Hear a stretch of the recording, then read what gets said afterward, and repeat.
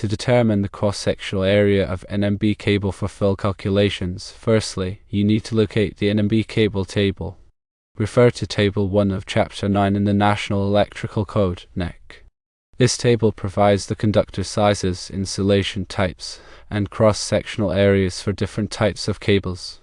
Secondly, identify the NMB cable type you have installed. Common types include type NMB, NMC, and NMD. Thirdly, find the conductor size.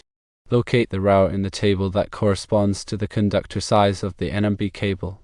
The conductor size is typically expressed in American wire gauge, AUG. Fourthly, read the cross-sectional area.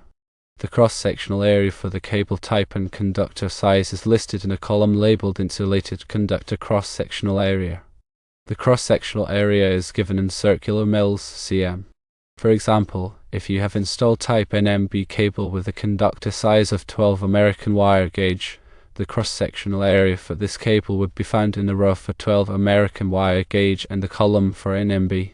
According to Table 1 of Chapter 9, the cross-sectional area for type NMB 12 American wire gauge cable is 2530 circular mils. For stranded conductors, the cross-sectional area is calculated based on the area of each individual strand. The cross-sectional area obtained from the NEC table includes the insulation, so it is not necessary to subtract the insulation thickness.